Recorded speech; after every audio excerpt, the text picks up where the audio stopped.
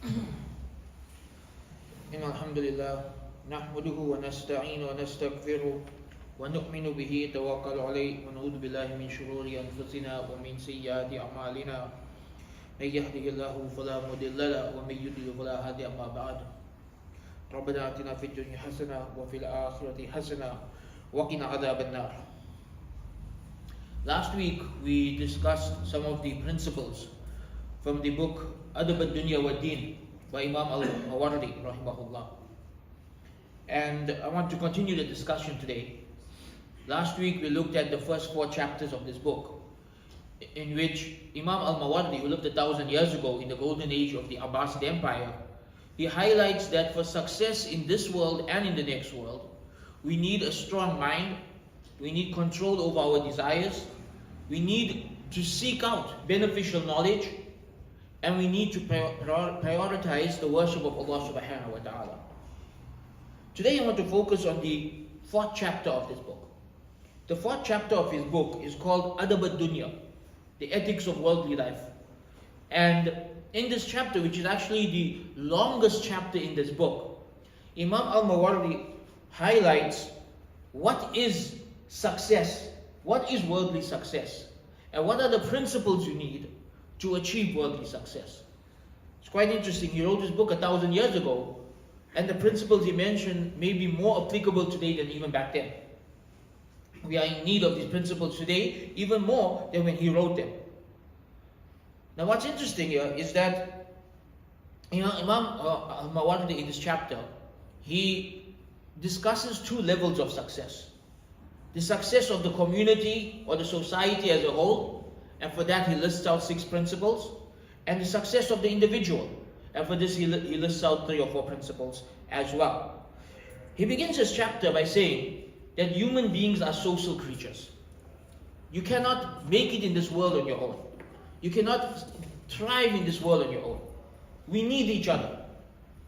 And he then said that Allah created different people with different skills and different ideas and different areas that they specialize in. And this is meant to balance out the earth. One person will be a doctor, one person will be a scholar, one person will be, a warrior. Each person has their own inclinations. And he said you should have husnul dhan billah. You should have good thoughts about Allah, that Allah created you for this specific purpose. He may have given somebody else more intellect than you, or more physical strength than you, or better mathematical skills than you, because they need that and you don't. So you need to have good thoughts that the skills Allah gave you are what you need for success. So he lays the framework here in the opening chapters that we are a community, we are a society, we need each other. We all have different strengths, we all have different skills, and we all have social needs. We are not meant to live in isolation, we're not meant to be by ourselves. And immediately you see a clash here between what Al-Mawardi teaches us 1,000 years ago and what modernity teaches us. Because modernity is built around hyper-individualism. It's all about me, it's all about myself, don't care what anybody else thinks, cut out my family, cut out of society, I do what I want. People think that's the path to happiness, they think that's the path to success. But here we thought that no, society. We're meant to be together, we're meant to support each other, we're meant to build society together, be there for each other. So he says for a community, for a society to be successful, he says there are 6 principles. There are 6 things any community or civilization needs to be considered a successful civilization according to his understanding of Islam. What are these 6 things? Number 1, of course, is Islam. Allah revealed Islam to solve the problems of society. A civilization that is built upon Islam will have built into it all of the necessary tools to fix the problems of society. And so he says a civilization that will thrive, a civilization that will do well, must be built on the Sharia. That must be its foundation. And what supports the Sharia? What makes sure that the Sharia is the foundation of civilization? That's point number 2. A strong Khalifa, a strong Sultan. Al-Mawardi, he speaks a lot about the Khilafat and the Sultanate and the importance of strong leadership. In fact, Adab al-Dunya wa Deen is not even anywhere near his most famous work. His most famous work is Al-Ahkam al-Sultaniyah, the laws of leadership. How to be a king, how to be a Khalifa. That's his specialty. He specialized back in the Abbasid era on advising the Khalifas on how to be the best Khalifa, advising the kings on how to be the best king. And so he says that you need a strong leader to ensure the Sharia is the law of the land.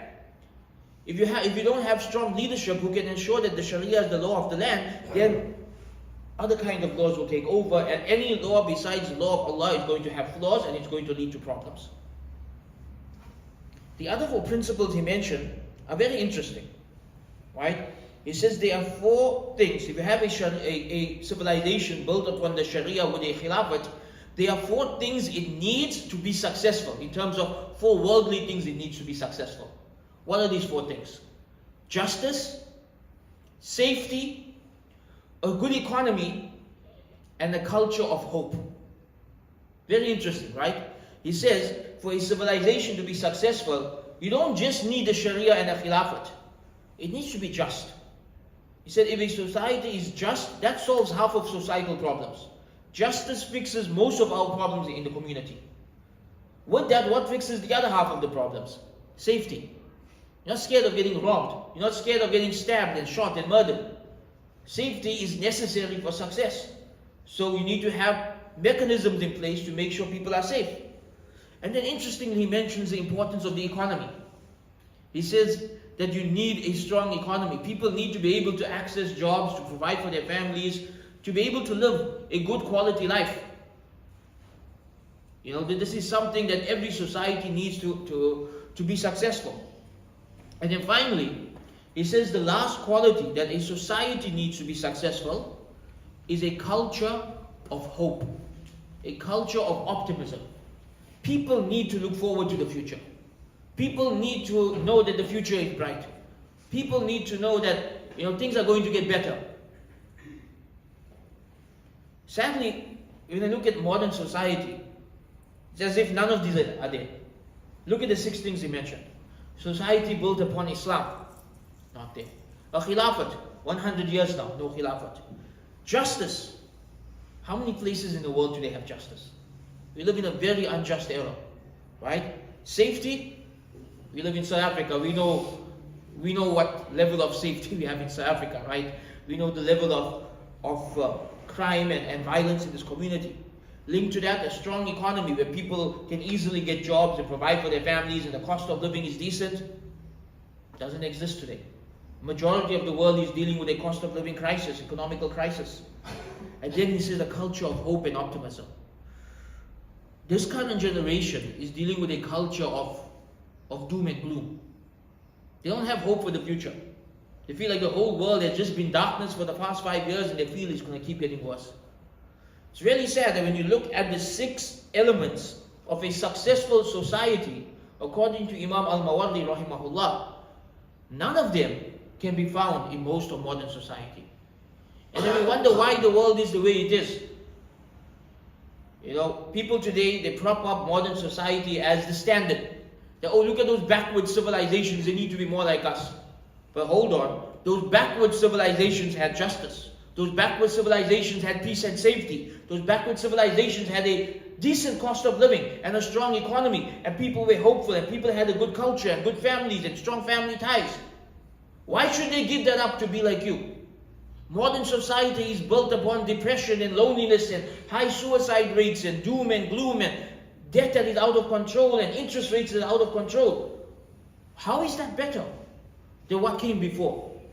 We shouldn't buy into this narrative that the modern world is better than what came before. If you really think that, go back and study what life was like under the Abbasid or the Ottoman empires.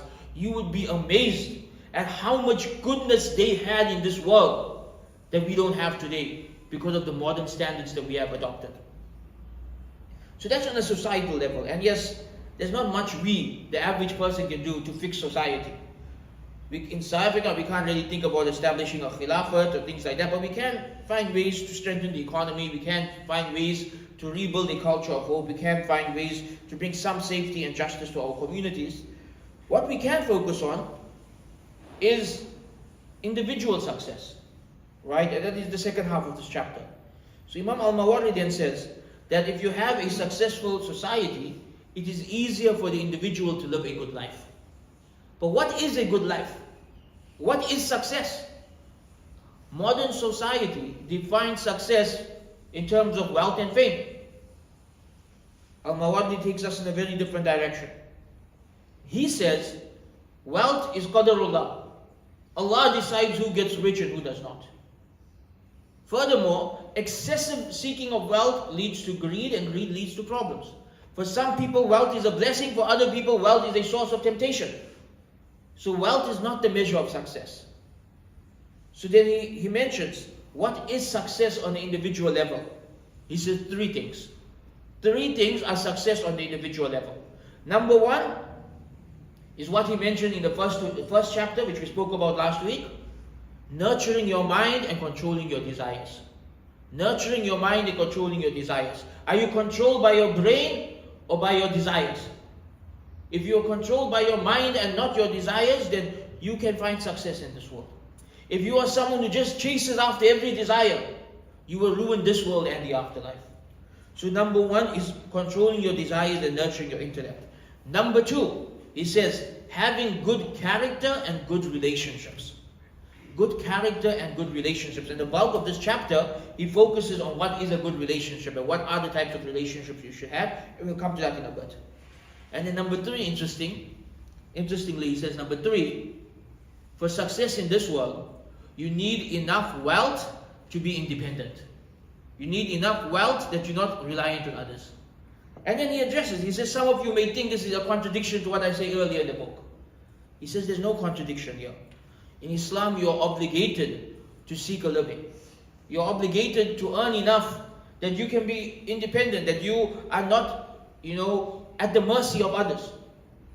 But you shouldn't be greedy. So he calls on us for balance. Don't abandon the dunya, but don't be greedy for the dunya. Seek enough that you're not reliant on others. That nobody can bully you, nobody can force you, to do things or to say things or to believe things, because you have enough to sustain yourself and your family. So he mentions the importance of a moderate level of wealth.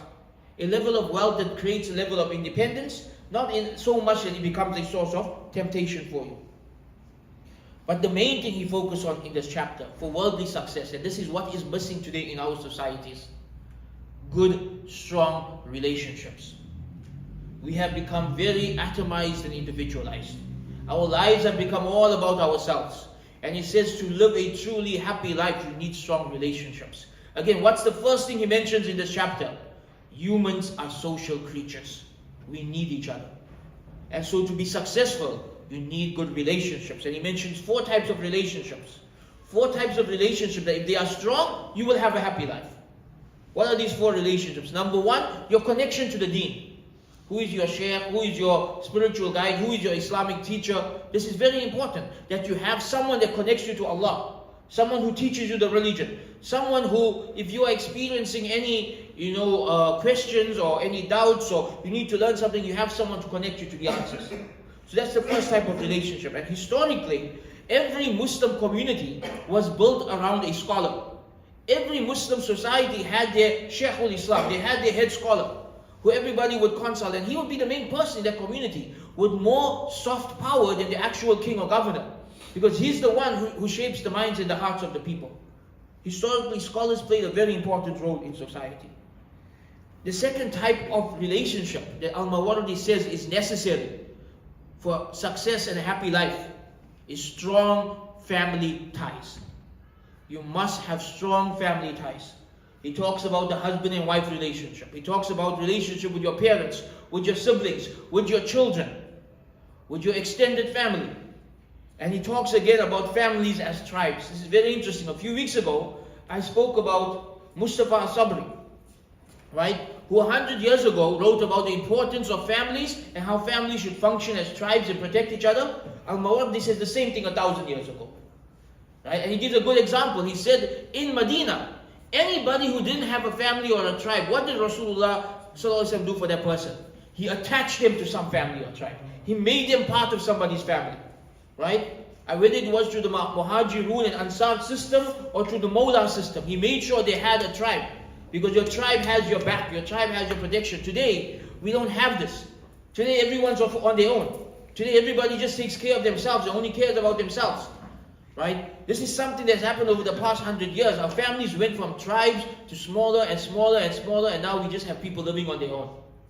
And this makes you vulnerable. This makes you weak. This makes you easy to exploit or to kill off or to imprison or to do anything to, because you don't have the support of a strong family. Interestingly, the third thing he mentions, right? Strong family ties is number 2. What do you think is number 3?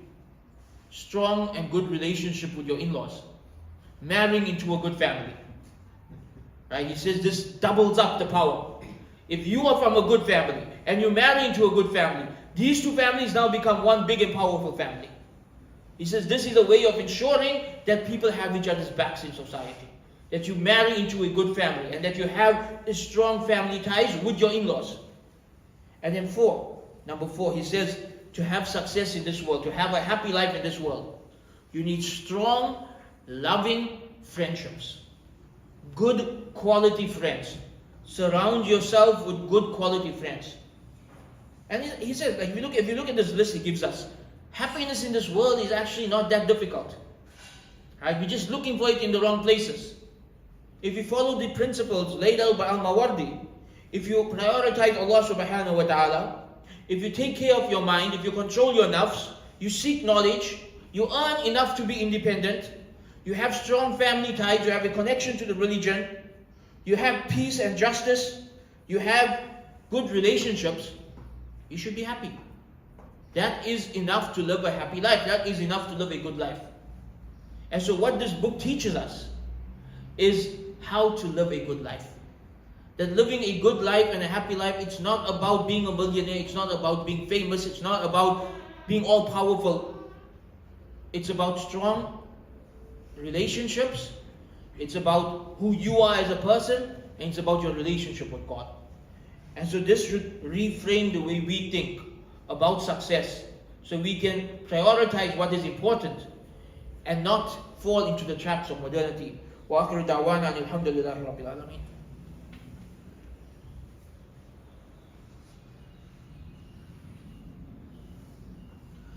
Alhamdulillahi wahda wa salatu wa salamu ala man la nabiyya ba'da amma ba'da.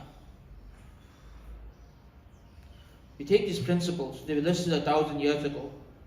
They're extremely, extremely relevant to our times.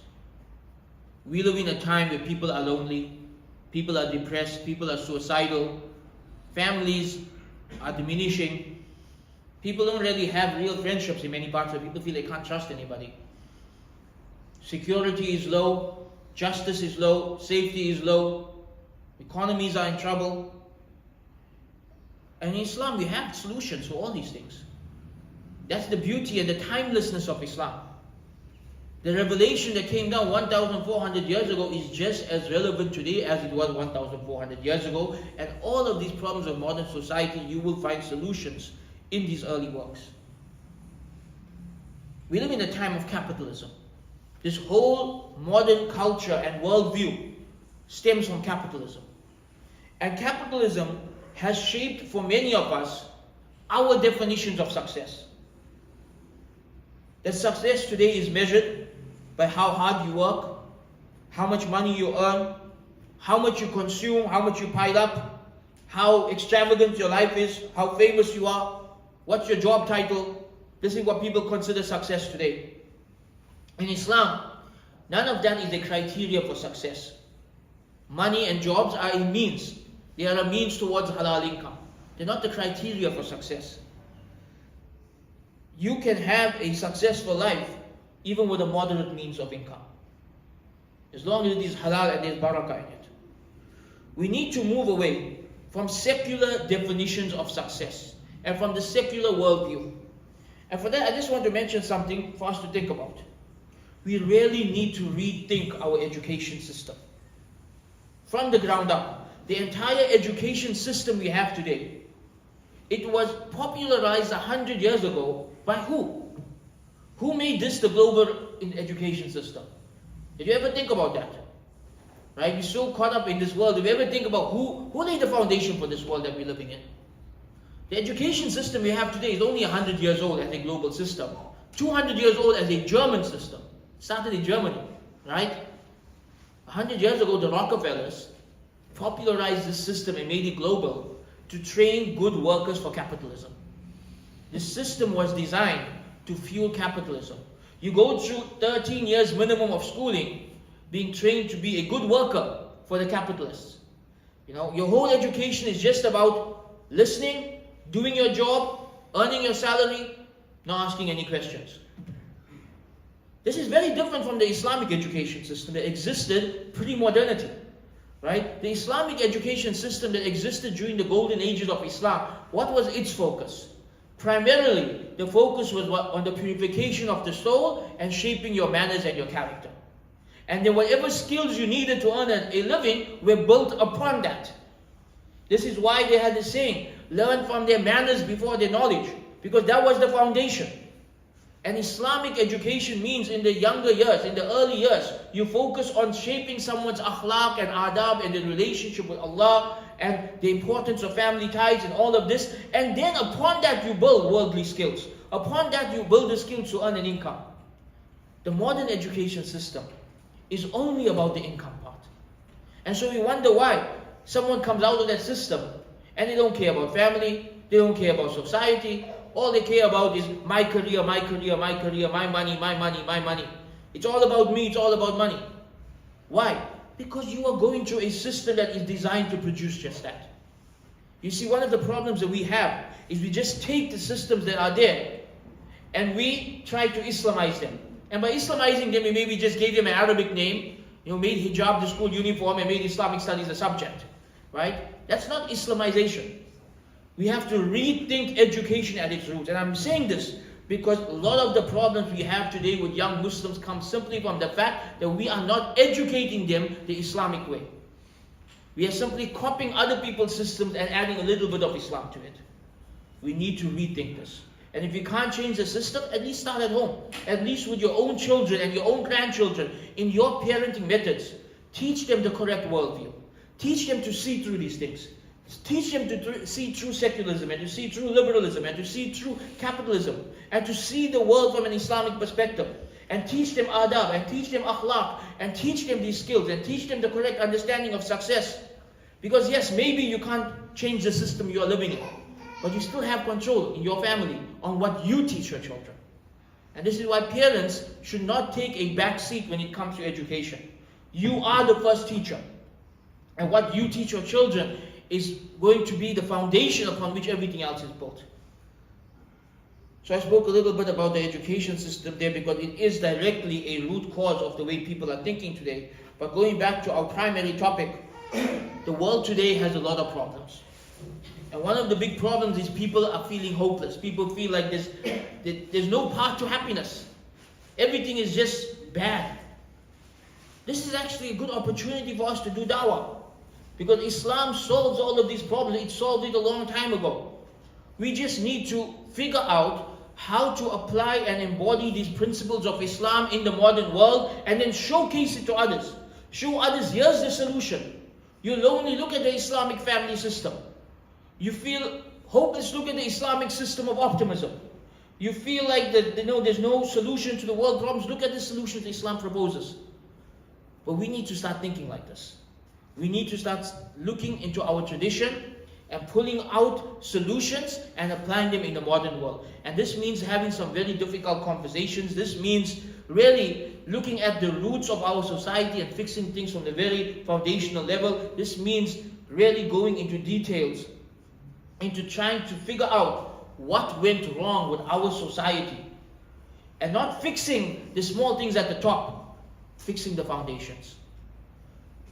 So I highly recommend that we all take time to reflect on these principles, reflect on the definition of success as per the early Muslims. Are we working towards it in our own lives? Are we raising a generation that work towards it? Are we making a difference in this world? Are we truly living a good life?